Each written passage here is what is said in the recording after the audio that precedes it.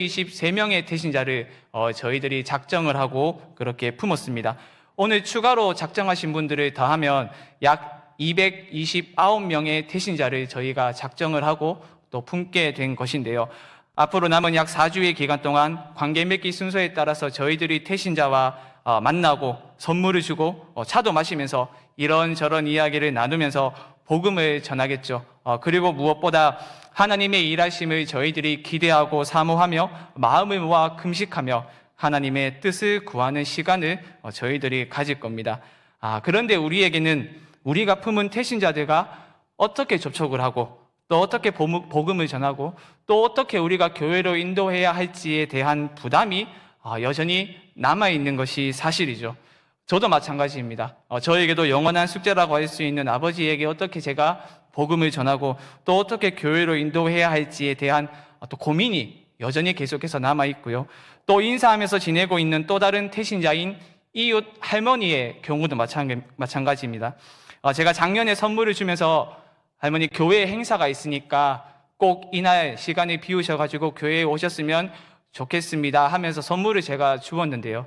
선물이 부담된다 하시면서 선물은 거절하면서 교회 마당에서 교회 역사에 대해서 한 15분에서 20분 동안 제가 그렇게 한 이야기를 들었습니다. 그렇게 이야기를 듣고 나니까 제가 저번 주에 태신자를 작정을 할 때 이 할머니를 내가 작정하고 품어야 될지 말아야 될지에 대해서 좀 고민을 하였는데요. 그래도 결국 기도하면서 그 할머니를 제가 태신자로 품고 작정하였고 또 기도하는 가운데에 있습니다. 지난주 태신자 2차 작정의 시간대 보았던 영상 중에서 이러한 내용이 있었습니다. 내용이 빠르게 지나가고 또 글씨가 또 다소 작았기 때문에 여러분 눈에 잘 띄지 않았을 수도 있겠는데요. 전도에 대한 본인의 마음과 생각을 자유롭게 말해주세요 라는 질문이 영상 중에 있었습니다. 그리고 여기에 따른 여러 답변들이 있었는데요. 대체적으로 이런 답변들이 있었습니다. 제가 한번 읽어드리겠습니다. 용기가 필요하다. 가족과 친구들의 반응이 너무 신경 쓰인다. 다른 사람에게 다가가는 게 조심스럽다. 혹 관계가 끊어지는 것은 아닐까. 해야 한다는 마음은 항상 있지만 막상 입이 잘 떨어지지 않을 때가 많다. 사람들에게 불편함을 줄 것 같은 두려움 등과 같은 고민과 어떤 걱정 어린 답변들이 그 질문 가운데 있었는데요. 그 중에서 저의 눈길을 사로잡았었던 한 답변이 있었습니다. 전도는 멈추면 절대 안 되는 것, 때를 얻든지 못 얻든지 말해야 하는 것이라는 답변이 영상 가운데 있었습니다. 그렇습니다. 전도는 이 땅의 교회가 하고 싶을 때 하고 하기 싫을 때 하지 않는 그런 취사 선택의 문제가 아니죠. 전도는 우리가 때를 얻든지 못 얻든지 주님 다시 오시는 그날까지 교회가 감당해야 하는 가장 중요한 사명 가운데 하나입니다. 우리는 하나님께서 구원받을 자를 창세전에 미리 작정하셨다는 성경의 가르침인 예정의 교리를 저희는 믿고 고백하죠. 그런데 하나님의 주권을 강조하는 이런 가르침 때문에 전도에 대한 책임을 회피하거나 외면하게 된다면 왜곡된 관점으로 성경을 바라보는 것이라고 할 수 있겠죠. 성경은 분명히 하나님의 때에 하나님께서 역사하셔서 믿지 않는 자들의 마음을 하나님께로 돌이키게 한다고 분명하게 이야기를 하고 있습니다. 그래서 사도행전 13장 48절 하반절에서 이렇게 이야기를 했었던 것이죠. 영생을 주시기로 작정된 자는 다 믿더라 라고 말입니다. 그런데 하나님은 이 땅의 교회가 전하는 복음을 수단으로 하여서 놀라운 회심의 역사를 일으키시겠다고 작정하셨다는 것 또한 우리는 절대 잊어서는 안 됩니다. 우리가 작년에 살펴보았었던 사도행전의 말씀과 또 지금까지 교회의 역사를 통해서 우리가 이 사실을 쉽게 알 수 있지 않습니까? 바울과 같은 사도들이 또 여러 믿음의 선배들이 자신에게 있는 모든 것들을 버리면서 심지어 목숨조차 아끼지 않으면서까지 복음을 전했었던 이유가 무엇입니까? 오늘 우리가 읽었던 말씀에서 바울이 말하듯이 예수를 믿어서 구원받는 그 믿음은 선포된 복음을 들을 때에 비로소 한 사람에게 생기기 때문입니다. 세번역 성경은 오늘 본문을 그래서 다음과 같이 번역을 했는데요. 이렇게 번역을 했습니다. 그러므로 믿음은 들음에서 생기고 들음은 그리스도를 전하는 말씀에서 비롯됩니다 라고 세번역 성경은 번역을 하였습니다. 믿음은 책상에 앉아서 열심히 철학책을 읽는다고 생기는 것이 아니라 또 카페에 앉아서 커피를 마시면서 일상적인 대화를 나누다가 생기는 것이 아니라 어떤 드라마틱한 경험을 통해서도 생기는 것이 아닙니다. 물론 이런 것들을 통해서 어떤 우리가 알지 못하는 초월적인 존재가 있다는 것을 우리가 알 수는 있겠으나 인간에게 있는 근원적인 문제인 죄의 문제와 또 그 문제의 해결책인 예수 그리스도에 대한 믿음으로 안내하지는 못합니다.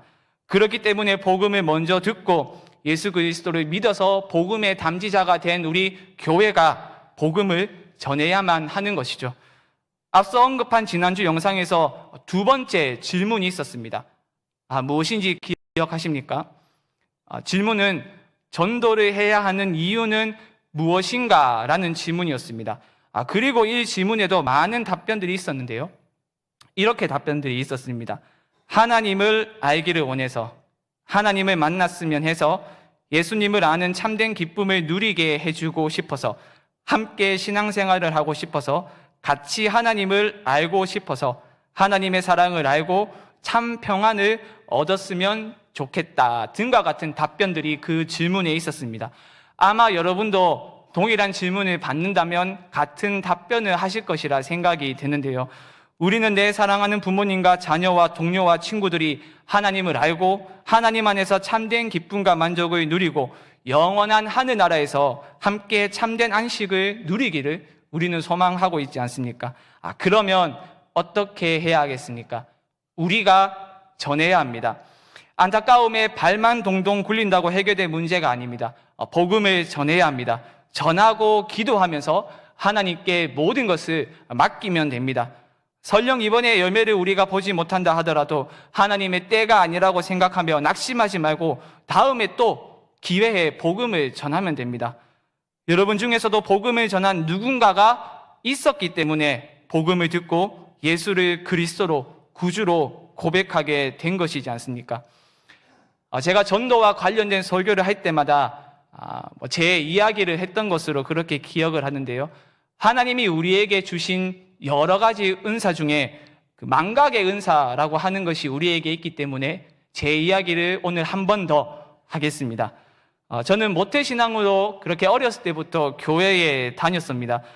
지금도 어릴 때 제가 교회에서 예배를 드리고 또 친구들과 함께 교회에서 뛰어놀았었던 기억이 생생하게 떠오르는데요. 그런데 중학교 1학년 때 있었던 어떤 한 사건 때문에 제가 교회에 대해서 크게 실망감을 가지게 되었고 그 이후에는 교회에 다니지 않았었습니다. 물론 그것도 지금 생각하면 제가 교회를 가지 않기 위해서 둘러대었었던 하나의 핑계 정도로밖에 생각이 되지는 않는데요. 어쨌든 그렇게 저는 하나님과 교회와 상관없는 인생을 중학교 1학년에서부터 제가 군대를 전역한 한 23살까지 그렇게 하나님과 상관없는 인생을 살았었습니다. 물론 그 기간 가운데에서도 때로는 교회에 가라고 등살을 때리는 어머니의 강요를 제가 이기지는 못해서 한 번씩 그렇게 교회로 발걸음을 옮겼지만 교회에 갈 때마다 옆길로 샌 경우가 굉장히 많이 있었고요. 예배를 드린다 하더라도 잠을 자거나 아니면 게임을 하거나 그런 일들을 했던 경우들이 저에게는 굉장히 많이 있었습니다. 그러다가 23살인 그러니까 한 2013년 한 7월 달로 초여름 정도로 제가 기억을 하는데요. 친구가 다니고 있던 그 교회 청년부에서 내 친구를 소개합니다 라고 해서 내 친소라는 타이틀로 우리로 이야기를 하면 이제 행초가 되겠죠. 친구 초청 그 행사를 청년부에서 주관을 했었습니다. 당시 고등학교에서 만나서 함께 어울렸던 한 무리 가운데 한 8명, 7명 정도가 있었거든요. 그 8명의 무리 가운데에서 교회를 다니고 있었던 친구가 딱 한 명 있었습니다. 딱 한 명. 그래서 그 친구가 이제 행사가 있기 약 한 달 전에 저희 친구들끼리 있는 단톡방에서 조심스럽게 하나 톡을 남겼는데요. 이 날짜에 내가 다니는 교회에서 내 친소라고 해서 친구를 초청하는 행사가 있으니까 너희들이 왔으면 좋겠다라고 하는 한 내용을 단톡방에 남겼습니다. 남자 7명, 8명이 한 단톡방에 있었으니까 어떤 답변이 왔겠습니다. 온갖 욕설과 비방이 난무하는 글이 단톡방에 올라왔었는데요. 교회를 다니던 친구를 제외하고 나머지 7명이 다 교회를 다니지 않았었기 때문에 주일은 어떤 날이 되겠습니까? 전날 과음으로 지친 간을 회복할 수 있는 유일한 날이었습니다. 그렇기 때문에 친구들이 막 욕을 하면서 그렇게 비방하며 박해를 했던 것인데요. 그런데 교회에 가자고 했던 친구는 그 심한 박해 때문에 작전상 일보 후퇴를 했고 그렇게 한동안 아무 말도 하지 않았습니다. 그래서 저는 친구가 우리가 욕을 했기 때문에 뭐 전도에 대한 마음을 접었나 보다 이렇게 생각을 하고 있었거든요. 그런데 한 2주가 지나고 행사가 있기 한 2주 전에 또 단톡방에 한 영상이 올라왔었습니다. 그 영상이 무엇인가 하면서 한번 보니까 그때 당시 그 청년부의 회장이 누나였었거든요. 그 교회를 소개하고 청년부에 대해서 소개를 하고 행사에 대해서 이야기를 하는데 그 누나가 굉장히 예뻤습니다. 거의 연예인 TV에서나 볼 법한 굉장히 아름다운 외모를 지니고 있었던 누나였었기 때문에 저희 단톡방에 있던 모두는 일제히 함께 박수를 하면서 만장일치로 교회에 가자 이렇게 이야기를 했었습니다. 그렇게 한 2주간의 시간이 지나고 D-Day가 되었을 때 그날을 저는 아직도 잊지 못하는데요. 그날 비가 왔었습니다. 한 7월 초 6월 말이었는가 한 7월 말이었기 때문에 장마였던 것으로 기억을 하는데요. 비가 왔었는데 그때 그 무리에 있었던 한 친구가 마트에서 일을 했었습니다. 비가 오기 때문에 우리가 대중교통을 이용을 하든 걸어서 가기에는 조금 여건이 되지 않기 때문에 그 친구가 일하고 있는 마트에 다마스를 빌려가지고요. 한 5명 정도가 다마스 뒤쪽에 웅크리고 앉아가지고 교회에 다 같이 우르르 갔었습니다. 자석을 싹 치우고 그 뒤쪽에 다 쪼그려 앉아서 그렇게 갔던 건데요. 어릴 때 교회를 다녔던 기억이 저에게는 있었으니까 교회가 저에게는 그렇게 낯선 공간은 아니었고 특히 영상에 봤었던 이쁜 누나를 실제로 봤는데 영상에서 봤던 것보다 더 예뻤습니다. 그리고 웃으면서 저의 이름을 불러주는데 저는 그때 제 이름을 들렀을 때 내가 교회에 나와야겠구나 이렇게 결심도 했었는데요. 사실 다른 친구들은 모르겠지만 저는 딱 한번 저를 초청했었던 친구의 체면을 살려주겠다는 그러한 마음으로 교회에 갔었었고 그 이후에는 내가 교회에 가지 않겠다 이렇게 생각을 하기는 했었습니다. 그런데 제 친구가 새신자를 제일 많이 데리고 왔었거든요. 한 7명인가 6명 이제 이렇게 데리고 왔었는데 교회에서 제일 많이 데려왔다고 해서 싸다면 쌀 수 있는 한 5만 원 정도를 이렇게 상금으로 줬더라고요. 그 5만 원에 저희들이 함께 모여가지고 사비를 보태가지고 돼지갈비를 맛있게 먹었거든요. 정말로 맛있게 먹었는데 이 돼지갈비를 먹고 나가지고 입을 싹 닫고 그 다음부터 교회에 안 가려고 하니까 이 양심이 찔려가지고 어쩔 수 없이 친구의 체면을 살려주겠다는 마음으로 교회에 몇 번 더 이제 갔었습니다. 근데 그런 마음으로 교회에 갔으니까 예배 시간에 앉아 있는다고 하는데 예배에 잘 집중을 할 수 있었을까요? 제 뒤에 앉아가지고 친구와 함께 옆에서 휴대폰으로 어떤 게임 중계를 보거나 아니면 직접 게임을 하거나 수다를 떠거나 잡담을 하거나 대부분 그렇게 했었습니다. 그러다가 우연한 기회에 수련회를 가게 되었었는데요. 처음에도 수련회에 갈 생각이 전혀 없었습니다. 그런데 그 이쁜 누나가 계속해서 수련회에 가자고 이야기를 했기 때문에 마지못해 가는 척해서 끌려갔다가 거기에서 제가 말씀과 기도 가운데에 하나님의 큰 사랑을 깨닫고 여기 지금 이 자리까지 오게 되었던 것인데요. 지금은 그때 교회에 갔었던 친구들과 제가 연락이 되지는 않습니다. 그런데 얼마 전에 제가 이제 SNS를 보니까 그 모여있던 무리들이 찍었던 사진을 보았었는데요. 저 빼고 모든 친구들이 다 모여서 밥을 먹고 있었던 사진이었습니다. 그 중에 교회에 다니는 사람은 아무도 없고 심지어 저를 전도했었던 친구도 현재는 교회에 다니지 않는 것으로 제가 그렇게 알고 있는데요. 참 지금 생각해보면 참으로 합력하여서 선을 이루시는 하나님의 놀라운 섭리가 있었다라는 것을 저는 새삼 다시 한 번 더 깨닫게 되었습니다. 다소 제가 불순한 의도로 그렇게 교회를 갔지만 하나님은 그것을 사용하셔서 하나님의 때에 저의 마음을 돌이키셨습니다. 돌이켜보면 당시 전도를 했었던 친구가 저에게 복음, 예수 그리스도, 생명, 구원, 은혜 등 현재 저희들이 사용하고 있는 여러 단어 중에 그 어떠한 단어도 저희에게 이야기를 하지 않았습니다. 굳이 따지자면 그 아름다웠던 누나가 저에게는 복음이었던 것인데, 설교를 준비하면서 비록 그 친구가 복음을 제대로 전해지는 못했지만 거절과 여러 비방이 있었음에도 불구하고 교회에 가자고 했던 말이 생각났고, 지금 돌이켜 생각해보면 그 친구가 그래도 용기를 내서 교회에 가자고 했던 그 말에 참 감사한 마음이 들었었습니다. 여러분도 이번 행복의 초대를 가족과 친구와 그리고 사랑하는 이웃에게 복음을 전하는 계기로 삼으셨으면 좋겠습니다. 아직 초신자라도 괜찮습니다. 온갖 화려한 미사오구를 사용하지 않아도 됩니다. 진실한 마음을 담아 예수 그리스도 안에 있는 기쁨과 행복을 전하시면 됩니다.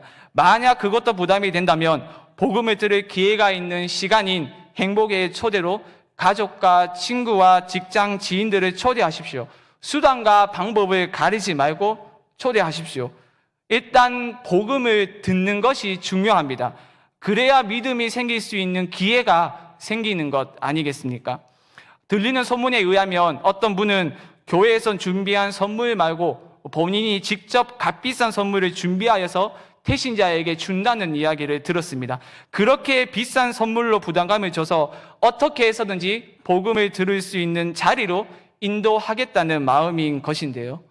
여러분, 하나님은요, 그렇게 한 사람의 구원을 위해서 복음을 전하고 온갖 수고를 아끼지 않으며 애를 쓰는 사람을 기뻐하시고 아름답다라고 말씀을 하십니다. 로마서 10장 15절 하반절에서 바울이 이렇게 이야기를 합니다. 기록된 바 아름답도다, 좋은 소식을 전하는 자들의 발이여 함과 같으니라 라고 말입니다. 세번역 성경은 이 구절을 성경에 기록된 바 기쁜 소식을 전하는 이들의 발걸음이 얼마나 아름다우냐라고 번역을 했습니다. 그렇습니다. 하나님은 이 땅의 교회가 복음을 전하는 것 자체를 기뻐하시고 아름답다라고 말씀하십니다. 하나님께서 하라고 하신 일에 순종하는 것 자체를 기뻐하시면서 아름답다라고 그렇게 말씀을 하십니다. 설령 우리가 전한 복음 전파로 인해서 어떠한 결실이 맺히지 않는다 하더라도 하나님은 우리를 책망하지 않으십니다. 우리는 지금 당장 결실이 맺히지 않는 것 때문에 아쉬운 마음이 생기겠죠. 행초 때 왔지만 이후에 교회에 나오지 않을 수도 있지 않겠습니까? 그때 아무런 마음이 없거나 실망감이 없다면 그것은 거짓말이겠죠. 하지만 그렇다고 그 거절을 실패로 생각할 하등한 이유는 우리에게 없습니다. 우리는 하나님이 기뻐하시는 일을 했고 복음은 선포되었고 초대받아 오신 분들은 복음을 들었습니다. 선포된 말씀을 통하여 죄인의 심령 가운데 역사하사 하나님께로 돌이키게 하는 역사는 하나님의 소관이지 우리의 소관이 아닙니다. 설령 그들이 들은 말씀을 믿음으로 당장에 반응하지 않는다 하더라도 훗날 이해할 수 없는 상황에 직면했을 때, 고난에 직면했을 때에 이번에 들은 말씀이 생각나서 하나님 앞에 나아올 수 있는 것 아니겠습니까? 그러므로 우리에게 남아있는 것이 무엇입니까? 내 주변에 믿지 않는 가족, 이웃, 친구들의 구원을 위해서 내가 전도자가 되는 겁니다. 그들에게 구원의 길을 가르쳐 주어야 합니다. 우리가 전하지 않는다면 그들은 평생 그렇게 살아가다가 지옥에 갈지도 모릅니다. 그래서 하나님의 심판대 앞에 서서 훗날 이렇게 이야기를 할 수도 있는 것이죠. 내 주변에 예수 믿는 사람들 여럿 있었지만 단 한 사람도 예수 믿으면 천국 간다고 간절하게 전해준 사람이 없습니다 라면서 우리를 고소할 수도 있습니다. 우리가 사랑하는 그들과 음식을 나누어 먹고 대화를 나누기도 해야겠지만 정말 우리가 그들을 사랑한다면 그들의 구원을 위해서 우리가 기도하고 안타까운 마음으로 복음을 전해 주어야 되는 것 아니겠습니까? 중병에 걸려 죽어가고 있는 이웃이나 가족들에게 치료제가 있으면서 숨기고 오직 맛있는 음식이나 돈만 안겨주고 재미있는 이야기만 해준다면 그 얼마나 잘못된 일입니까? 우리에게 간절한 마음이 있다면 하나님께서 반드시 우리에게 기회를 주실 줄 믿습니다. 우리가 무디나 빌리 그레함처럼 100만 명씩 전도는 못해도 나를 통하여서 몇 사람이라도 구원받는 역사가 내 삶 가운데 있어야 하지 않겠습니까? 우리가 무슨 일을 하든지 간에 우리의 주업은 복음을 전하는 일임을 여러분 잊지 마시기를 바랍니다. 끝으로 제 이야기를 한 가지만 더 하고 설교를 마치겠습니다. 앞서 말씀을 제가 드렸듯이 친구의 전도를 받아서 교회에 갔던 중에 지금은 연락이 되고 있는 친구는 아무도 없습니다. 사실 그들을 제외하고서도 학창 시절 때 제가 놀았었던 친구들 가운데 지금 연락하는 친구들은 아무도 없는데요. 그래도 그때 교회에 함께 갔었던 친구 중에 제가 신대원에 입학을 하고 교회에서 사역을 막 시작한 20대 한 27, 28살 때까지 함께 연락을 하면서 밥도 먹으면서 교제하고 있었던 한 친구가 있었습니다. 이 친구는 공부에는 뜻이 없는 친구였습니다. 대학교에 입학을 했지만 대학교에서 공부를 하는 것이 적성에 맞지 않았고 그리고 집안도 좀 다소 어려웠기 때문에 한 학기 정도만 학교에 다니다가 자퇴를 하였었던 친구였는데요. 자퇴 후에 바로 돈을 벌었었습니다. 허약한 체질이기 때문에 이 친구가 몸을 쓰는 일은 하지는 못했었지만 할 수 있는 범위 내에서 여러 일들을 투잡, 쓰리잡 여러 가지 일들을 병행하면서 정말로 열심히 돈을 모았었던 친구였는데요.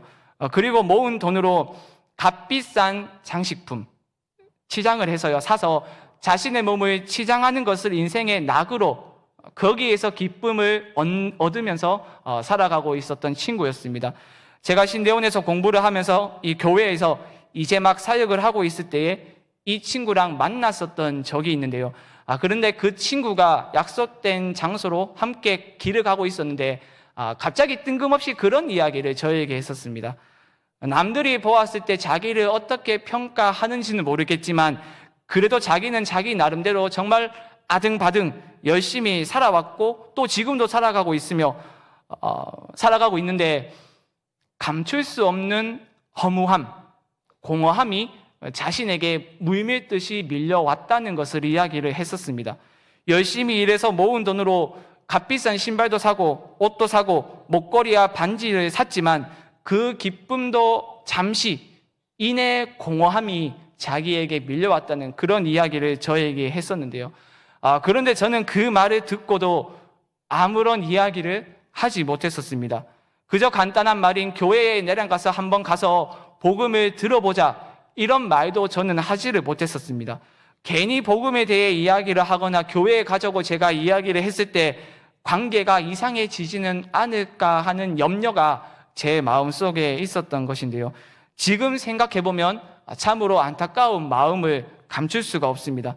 지금은 교회에 다니고 있는지 어떻게 살고 있는지 연락을 할 수 없지만 그때 교회에 가보자는 말을 하지 못한 것이 지금까지도 문내 아쉬움으로 남아있는데요. 훗날 시간이 지났을 때 여러분도 저처럼 이런 아쉬운 마음이 들지 않도록 용기와 담대함으로 가족과 지인과 동료에게 복음을 전했으면 좋겠습니다. 그래서 우리 교회가 하나님의 뜻에 순종하여서 아름답도다 좋은 소식을 전하는 자들의 발이여라는 칭찬을 하나님으로부터 듣는 복된 우리 성광교회가 될 수 있기를 주님의 이름으로 간절히 축원드립니다.